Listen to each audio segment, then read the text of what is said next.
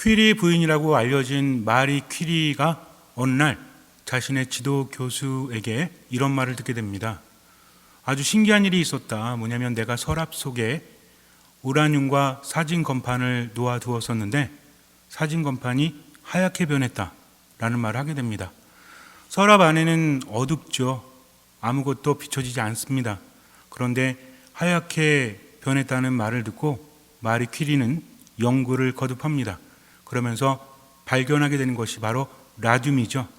라듐은 외부의 에너지를 받지 않고도 스스로 빛을 낸다고 합니다. 획기적이었습니다. 인류에게 있어서 어떤 발견이라는 것은 엄청난 변화를 가져오죠. 사람이라는 존재는 동물에 비해서 허약하기 짝이 없죠. 태어나자마자 걷지도 못하고요. 다른 동물들은 태어나자마자 어느 정도 있으면 막 걷지 않습니까? 강아지도 인간보다 낫고, 송아지나 망아지 같은 경우에는 태어나자마자 조금 있으면 이렇게 막 걸어 다니잖아요. 인간은 능력이 참 비천하죠. 그러나 인간에게는 무엇이 있죠? 지성이라는 것이 있습니다. 동물과 구분되는 지식, 쌓을 수 있고 지혜를 가지고 있다는 거죠. 라듐을 발견했을 때 사람들은 깜짝 놀랍니다. 왜냐하면 스스로 빛을 내기 때문에 그래요. 그래서 당시 파리에 있던 여성들이 관심을 많이 갖는데, 왜냐하면 어두운 곳에서도 빛을 낼 수 있다. 눈에 바르거나 입술에 바르거나 손톱에 바르면 어때요? 굉장히 매혹적이죠. 그래서 많이 애용을 했다고 합니다. 라듐을 막 바른 거예요. 그리고 미국에서는 참 좋다. 그래서 이것을 시계 초침에 칠하면, 분침 초침이 있잖아요. 침도 있고 밤에도 볼 수 있다. 그래서 획기적이다라고 해서 많은 사람들이 애용을 했다고 합니다. 어떤 결과가 되었을까요? 병에 걸려서 방사능 피폭이 되어서 굉장히 비참하게 죽어갔다고 합니다. 머리카락도 빠지고 이빨도 빠지고 아주 처참하게. 그래서 처음에 연구했던 학자들의 40%가 다 죽었고 그것을 애용했던 사람들도 다 죽었대요. 왜냐하면 입술에 발랐으니, 여러분들 같으면, 우리 자매님들 같으면 아무리 밤에 이쁘게 보인다라고 해도 방사능을 막 이렇게 칠하겠습니까? 그렇지 않다는 거죠. 지금 너무나 당연하지만 당시에는 이것이 획기적인 지식이요 지혜였다는 거죠. 사람들은 그것을 알지 못한 채 죽음을 안겨주는지도 모르고 그렇게 애용했다는 거죠. 진시황이라는 사람이 있습니다. 잘 알고 있죠. 대단한 사람이죠. 불로장생을 꿈꿨던 사람이에요. 근데 이 사람에게 있어서 늙지 않고 죽지 않는 비결 중에 하나로 선택되어진 것이, 보통 평범한 사람들은 구하기가 쉽지 않지만 부자만이 구할 수 있는 두 가지 물질을 애용했다고 합니다. 그게 진사와 수은인데, 진사라는 광물 안에 수은이 들어져 있죠. 진사라는 광물은 붉은 빛을 띱니다. 아주 영롱해요. 그래서 인기가 많았습니다. 고대 사람들은 주술적인 방식을 선호했죠. 그래서 붉은 빛을 띠는 광물은 보통이 아니다. 그래서 황금보다도 비쌌다라고 그래요. 수은은 또 어떻습니까? 수은은 회색을 띠고 있죠. 광물임에도 불구하고 상온에서 어때요? 액체의 형태를 띠고 있지 않습니까? 이게 신기하다는 거죠. 그래서 그 액체를 보면서 참 신기하다. 그래서 그것을 간직하는 사람들은 고관대작이나 부자들만이 그랬대요. 그래서 그것을 먹기도 하고 바르기도 하고 심지어는 수은 연못을 만들어서 몸을 담그기도 했다고 합니다. 뭘 위해서? 불로 장생을 위해서. 어떻게 됐죠? 49세인가 8세인가 어쨌든 불로 장생은커녕 그렇게 가고 말았다는 거죠. 분명히 불로 장생에 준다는 믿음이 있었기 때문에, 지금 우리는 잘 알고 있지만 당시에는 그것이 지식이요 지혜였다는 겁니다. 그런데 오히려 사람을 죽였다는 거죠. 엘리자베스 1세, 영국의 엘리자베스 1세 여왕은 초상화를 보면 얼굴이 하얗죠. 왜 그런지 아십니까? 수은과 납을 발랐다고 합니다. 여인들뿐만 아니라 남성들도 요즘에는 화장 많이 하죠. 이뻐 보이려고. 정말 그렇게 보이는 게 나쁜 건 아니에요. 근데 나이가 들수록 피부가 어떻게 돼요? 쭈글쭈글해지고 처지지 않습니까? 그래서 피부에 주름을 펴줄 수 있는 화장품이 개발이 되면 대박 나는 거죠. 많은 사람들이 바르기 때문에. 수은을 바르면 피부가 하얗게 보인대요. 왜냐하면 혈액의 공급을 막기 때문에 그렇다고 합니다. 수은이나 납은 몸에 흡수가 잘 된대요. 문제는 뭐예요? 빠져나가질 않는 거죠. 수은을 바르면 얼굴이 하얘 보이고 팽팽해 보인대요. 오늘부터 집에 가셔가지고 수은을 바른다면 어떻게 되겠습니까? 큰일 나죠. 수은 중독이나 납 중독은 심각합니다. 우리의 내장기관을 파괴하죠. 그리고 심지어는 심하면 사망에 이르게 하기도 한다고 합니다. 마리 퀴리 부인도 죽을 때 바로 방사선에 피폭이 되어서 백혈병을 앓고 눈이 거의 보이지 않았다고 합니다. 진시 황제도 그렇게 죽었죠. 엘리자베스 1세도 고통을 당하다가 죽음을 맞이했다고 합니다. 옛날에 기억나시는지 모르겠지만 납성분이 들었던 장난감이 아주 유행이었대요. 60년, 70년, 80년대 요때. 지금은 그거를 쓰지 않지만 옛날에는 그걸 그냥 썼다는 거죠. 심지어는 여러분들 머큐로크롬인가? 빨간 약 아세요? 빨간 약? 옛날에 빨간 약 많이 썼죠. 여기도 수은이 들어있었습니다. 지금은 빨간 약을 쓰지 못하죠. 옛날에 어땠어요? 까져도 바르고 뭘 바른 거야? 수은을 바른 거죠. 그러니까 애가 무릎 까지면 저도 많이 발랐는데 아마 제 몸속에 수은이 막 돌아다니고 있지 않을까라는 생각을 합니다. 당시에는 그것이 과학이요, 지식이요, 지혜였다는 거죠.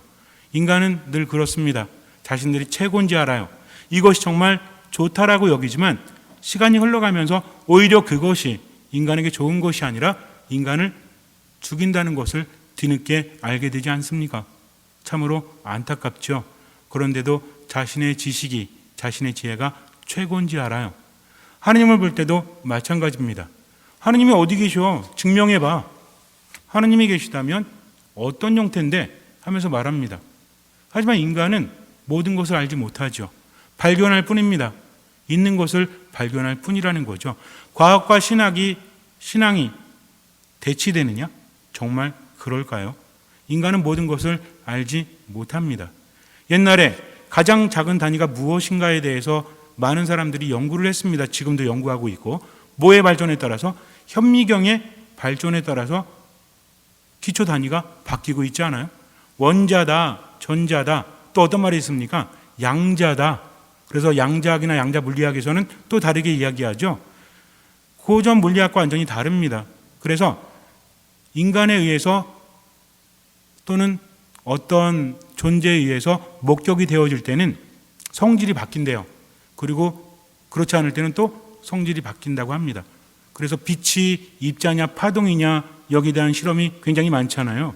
그래서 점점 바뀌고 있는 거죠. 요즘에는 끈이론이라고 있어요. 그래서 끈이론은 또 세상의 어떤 가장 작은 단위를 끈으로 보는 겁니다. 이게 움직이면서 많은 것들이 변한다라고 하죠. 점점 변하잖아요. 옛날엔 당연했던 것들이 그렇게 변하지 않습니까? 뉴턴의 고전 물리학에서부터 지금까지 많은 것들이 바뀌고 있다는 거죠. 겸손해야 됩니다. 지금 안다고 해서 그것이 전부가 아니라는 것을. 지금은 진리에 가깝지만 미래가 되면 언제 바뀔지 알 수가 없죠. 중요한 것은 우리가 체험하면서 그것을 깨닫는데 이것이 최고다라고 하는 순간 우린 교만에 빠질 수밖에 없다는 것입니다. 인간으로 살아가면서 내 처지를 잘 알고 인정할 수 있는 게 정말 겸손이라는 거죠. 과학적인 것뿐만 아니라 삶도 마찬가지죠. 우리가 살아가면서 언제 문제가 생기죠? 사랑하는 사람과의 관계 안에서도 내가 다 한다고 생각을 할 때, 그럴 때 당황스럽지 않습니까? 그게 아니라는 것을 나중에 깨닫게 되죠. 근데 우리는 자기 입장에서 모든 것을 판단합니다. 저 사람은 이럴 거야. 이것은 저럴 거야. 물론 세상을 살아가면서 기준은 필요합니다. 기준이 없다면 우리는 판단조차 할 수 없기 때문에. 그러나 중요한 것은 그 기준이 절대적이지 않다는 것을 알아야 한다는 거죠. 하나님에 대해서 알아갈수록 신앙은 깊어질 수도 있고요. 잘못 알면 하나님에 대한 선입견이나 편견을 갖게 되면 오히려 신앙이 약해질 수도 있다는 겁니다. 더 무서운 건 뭐예요? 무관심이죠. 성당에 나오는데 미사도 나와요. 기도도 합니다. 말씀 묵상도 해요. 근데 무관심해. 하나님이 어떤 분이신지 알 마음도 없고 알지도 못하고 그러면서 점점 어떻게 됩니까? 하나님으로부터 멀어지죠. 나중에 뭐라고 합니까? 내가 몇십 년을 성당에 다녔는데도 잘 모르겠어. 하나님 계신 건지. 미사는 형식적인 것 같고 말씀도 그냥 옛날 말이고 기도를 해도 느낌도 없고 이 사람은 제대로 알지 못하는 거죠. 뭐가 문제입니까? 무엇이 결핍되었죠? 하느님과의 만남이 결핍되었다는 겁니다. 신앙은 무엇입니까? 하느님을 만나서 그분께 들으면서 세상에 대해서 체험하고 깨달아가는 것. 그래서 단순히 지식이 아니라 하느님의 지혜를 내가 받고 그 안에서 세상을 새롭게 보는 것. 그것이 바로 신앙이라는 거죠. 만남은 중요합니다. 하느님과의 만남 안에서 가장 중요한 건 그거예요. 우리가 어떤 사람 만날 때도 예의라는 게 있죠. 친구를 만날 때와 어른들을 만날 때와 아이들을 만날 때가 다르지 않습니까? 하느님도 마찬가지라는 거죠. 내가 하느님을 어떻게 여기냐에 따라서 그 만남은 달라질 수밖에 없습니다. 어떤 사람이 하느님 만나는 거죠? 겸손한 사람이 하느님을 만납니다. 겸손은 무엇입니까? 겸손은요, 사람과 사람 사이에도 필요해요. 판단하지 않는 것, 내 판단이 옳다라고 우기지 않는 것, 이것이 겸손입니다. 보여주시는 대로 본다는 거죠. 인간의 눈이 얼마나 주관적인지 아세요? 같은 길을 가도요, 어떤 사람은 보는데 어떤 사람은 못 봐요. 보여지는데도 알지 못하는 거죠. 여러분들 성당 앞에 골목에 무엇이 있는지 다 아십니까? 매번 왔잖아요. 근데 어느 날 간판을 보면서 야, 이런 게 있었어? 라는 생각이 들 때도 있죠. 심지어는 어떤 경우도 있죠. 몇 사람이 길을 가는데 어떤 사람은 돈을 주셨어. 근데 먼저 간 사람은 그걸 못 봤다는 거죠. 못 봤다고 해서 없는 것은 아니라는 겁니다. 내가 못 본 것뿐이라는 거죠. 겸손이라는 것은 억지로 나를 낮추는 것이 아니라 내가 얼마나 부족한 존재인지 깨닫고 하느님께서 함께 하심에 대해서 감사하면서 그분께 배우려는 마음으로 가는 것입니다. 예수님 뭐라고 하시죠? 무거운 짐을 지고 수고하는 이들 모두 내게로 오너라. 내 멍에는 편하고 내 짐은 가볍다. 그러니 내 멍에를 메고 나에게 배워라라고 말씀하십니다. 그러니까 신앙이라는 것은 하느님과 함께하면서 하느님께 배우는 것. 그런데 누굴 통해서 하느님 만날 수 있죠? 예수 그리스도. 굉장히 중요한 겁니다. 너무 잘 알기 때문에 별 느낌이 없을지 모르겠지만 예수님 못 만나면 의미가 없다는 거죠. 신앙은 예수님을 알아보느냐 알아보지 못하느냐 하는 것입니다. 하느님의 지혜는, 하느님의 힘은 인간과 다릅니다. 하느님의 시야는 인간과 다르다는 거죠.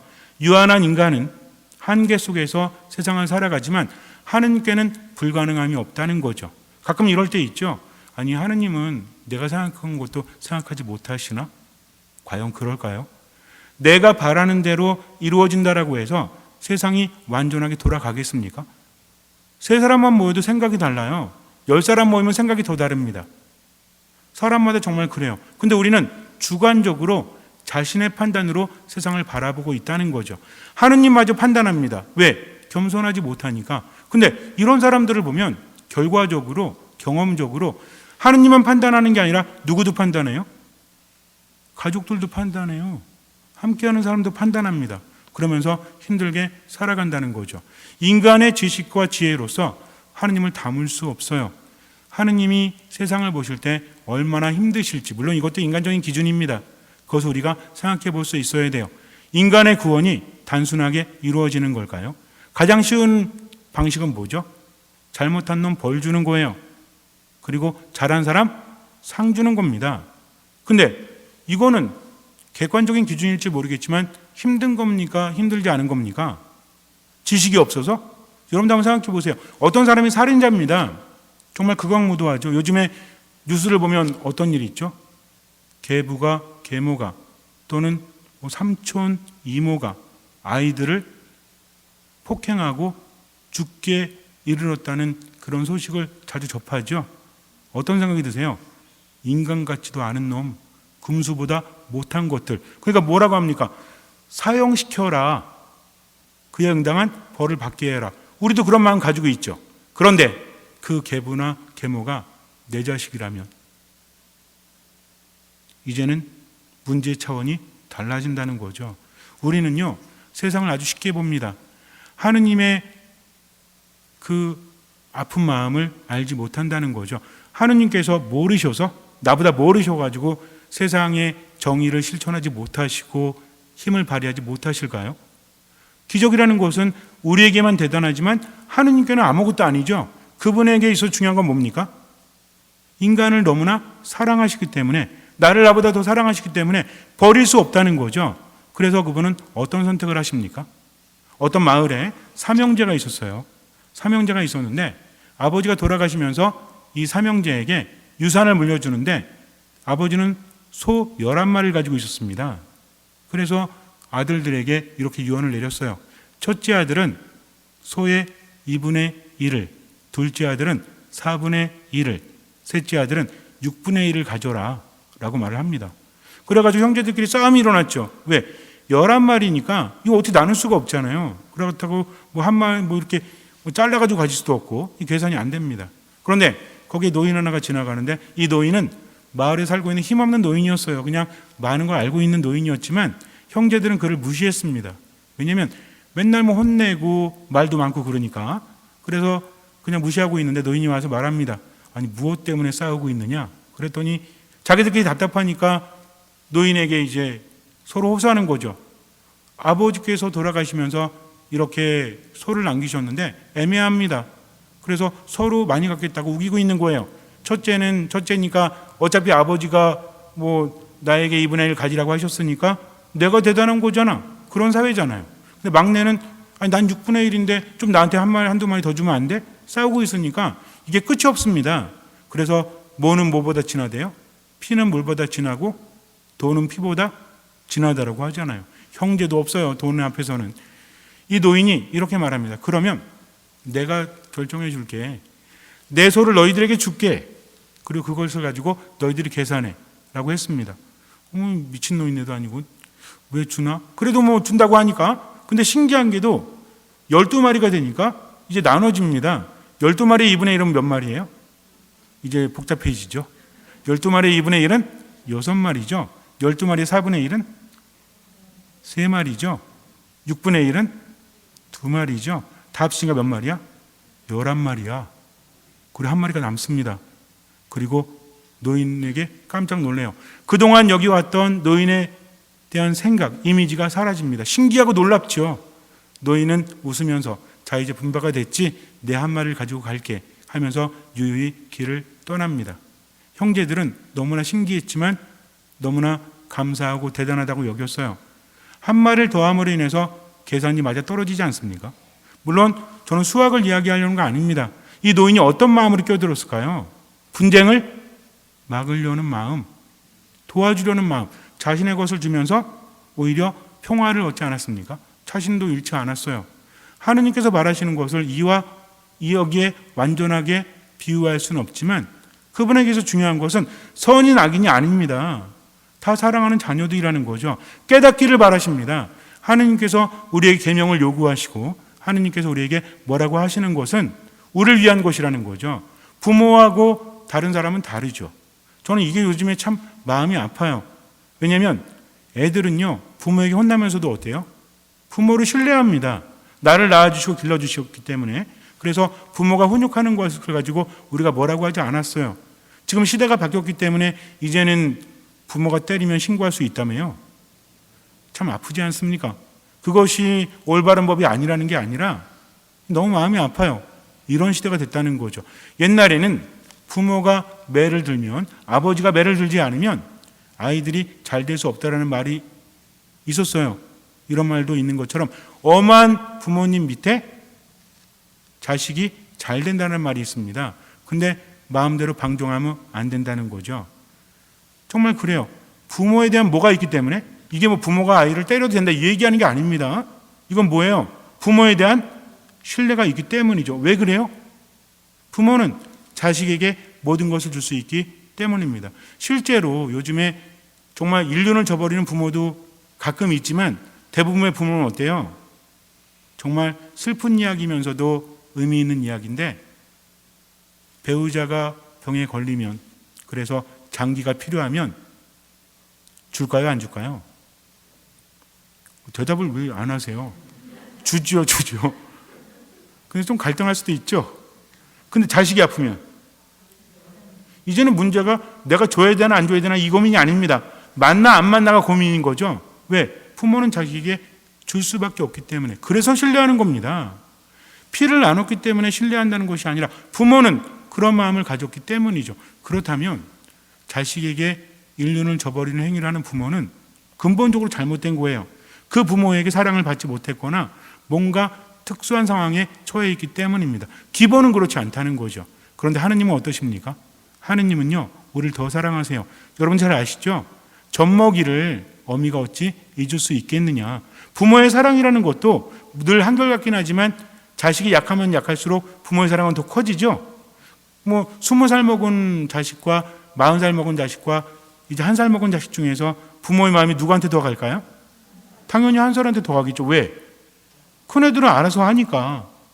그래서 부모의 사랑이 가장 클 때는 언제라고 합니까? 아이가 재구실하지 못하고 젖먹이었을 때, 이때 사랑이 가장 크다고 합니다. 그런데 하느님의 사랑은 더 크시대요. 그러니 고민이 되실 수밖에 없죠. 모두가 구원받기를 바라십니다. 그래서 하느님께서 택하신 방식은 무엇입니까? 당신의 하나뿐인 아들을 세상에 보내는 거죠. 무엇하라고? 고통받으라고, 죽으라고, 그리고 나중에 다시 부활하게 하십니다. 왜 그렇습니까? 그것이 인간이 겪어야 될 과정이기 때문에 그래요. 그것을 하느님 자신이고 하느님의 아들이었던 예수님이 세상에 오셔서 그렇게 하십니다. 그런데도 사람들은 받아들이지 못하죠. 왜 그래요? 오늘 이 독서를 보면 뭐라고 합니까? 유다인들은 표징을 요구하고 그리스인들은 지혜를 찾습니다. 유다인들에게 있어서 하느님은 대단하신 분입니다. 하느님은 창조주요, 하느님은 세상의 주인이죠. 어떻게 그런 분이 십자가 위에서 돌아가실 수 있겠습니까? 불편하다는 거죠. 그리스인들은 어떤 사람이죠? 그리스인 그럼 누가 떠오르십니까? 소크라테스, 플라톤.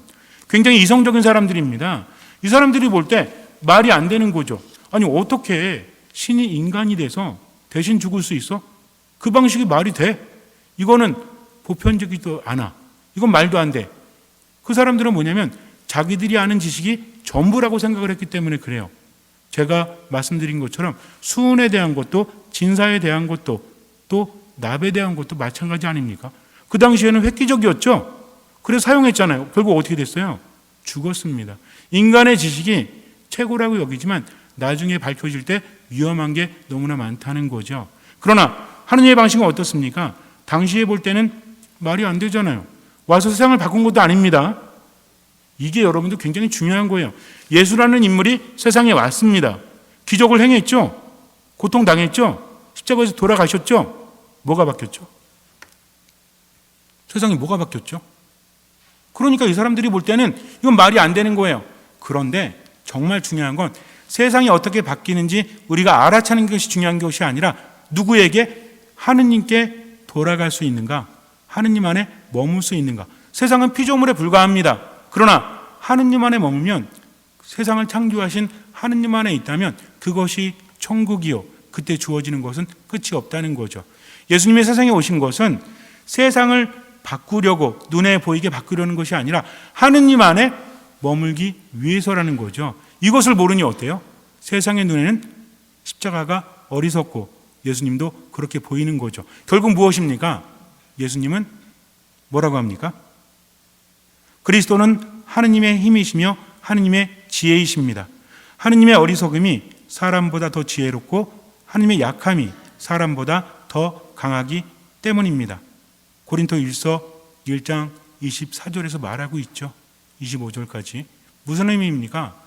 완전히 다르다는 거죠. 인간이 볼 때는 어리석을지 모르겠지만 그러나 예수님을 통해서 드러난 하느님의 사랑은 엄청나다는 거죠. 인간의 지식보다, 인간의 힘보다 더 크고 대단하다는 겁니다. 하느님은 그런 선택을 하신 거예요. 지금이 더 이해가 잘 갑니다. 옛날보다. 예수님의 삶을 보면서 그럴 수밖에 없었구나. 지금 더 많은 사람들이 이해하고 있다는 거죠. 우리도 마찬가지입니다. 때로는 하나님의 뜻이라는 것이 답답할 때도 있어요. 이해가 되지 않을 때도 있습니다. 그러나 믿음은 뭐라고 했죠? 온전한 신뢰라고 했습니다. 그 신뢰에 하나님께서 응답하시죠. 그냥 죽을 때까지 아무런 표징도 없는데 믿는 것이 아닙니다. 예수님께서 성전 종화하실 때 그때 이 성전을 허물라고 하시죠. 뭘 요구하니까? 표징을 요구하니까. 예수님께서 성전 종화를 하시니까 유다인들이 뭐라고 합니까? 당신이 이런 일을 해도 된다는 표징을 보여줄 수 있어? 라고 말합니다. 그들은 뭐예요? 만약에 당신이 하느님으로부터 온 사람이라면 그러면 표징을 보여달라는 거죠. 예수님 뭐라고 하십니까? 이 성전을 허물어라. 사흘 안에 내가 다시 짓겠다. 말도 안 되는 거죠. 46년 걸렸는데 말이 돼? 그러나 예수님께서 하신 말씀은 무엇입니까? 성전은 어떤 곳이죠? 하느님께서 계시는 곳이에요. 하느님이 누구시죠? 예수 그리스도이십니다. 예수님께서 돌아가셨다가 부활하시면 그분을 만나는 게 하느님을 만난다는 거죠. 깊은 의미를 깨닫지 못하니까. 그런데 예수님께서는 표징을 보여주십니까? 보여주지 않으십니까? 다른 표정은 보여주지 않으셨죠. 그런데 그 이후에 보면 파스카 축제 때 예수님께서 예루살렘에 계시는 동안 많은 사람이 그분께서 일으키신 무엇들을 보고, 표징들을 보고 그분의 이름을 믿었다라고 나옵니다. 표징을 요구했던 유다인들에게는 그 말씀만 하셨지만 그분을 따르는 이들에게는 뭘 주신다? 표징을 주시고 사람들은 그 표징을 보고 그분을 믿었다는 거죠. 이게 하느님의 방식이에요. 내가 살아가면서 하느님 체험합니다. 그리고 신뢰를 두고 살아갑니다. 표징이 더 많이 주어지죠. 근데 날 설득해봐 하면서 의심의 눈초리로 하느님을 바라보는 사람은 표징을 받지 못해요. 예수님 뭐라고 하십니까? 가진 사람은 더 많이 가져서 넉넉해질 거다. 그러나 갖지 못한 사람은 있는 것마저 빼앗길 것이다 라고 말씀하십니다. 이것이 하느님의 방식이라는 거죠. 잠시 눈을 감으세요. 믿음은 결단을 요구합니다.